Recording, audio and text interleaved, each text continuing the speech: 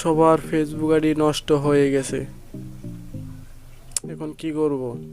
তো হ্যাঁ বন্ধুরা, তো আপনারা ভুল কিছু শুনেননি, তো আমি যেই কথাটা বলছি, তো আশা করি সবাই ভালো আছেন। তো আজকে আমি আপনাদেরকে দেখাবো কিভাবে আপনাদের ফেসবুক আইডিটি সুরক্ষা করবেন, ঠিক আছে?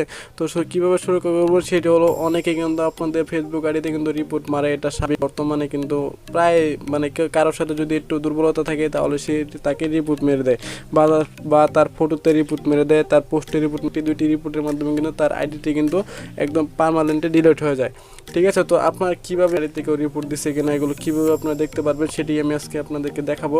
তো যারা এখনও সাকিব টেক প্রো চ্যানেলটি সাবস্ক্রাইব করেননি, অবশ্যই সাবস্ক্রাইব করে সবসময় সাপোর্ট করবেন, এরকম নতুন নতুন ভিডিও শুরু করি।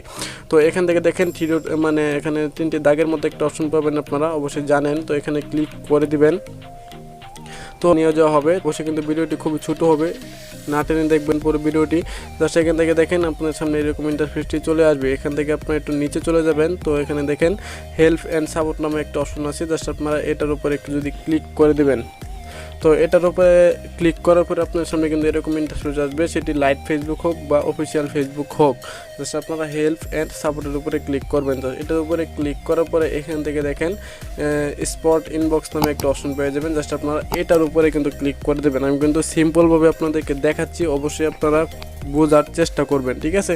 তো আপনারা যদি এটা তাহলে দেখেন আপনাদের সামনে এরকম ইন্টারফেস চলে আসবে একটু লোডিং নেওয়ার সাথে সাথে, ঠিক আছে?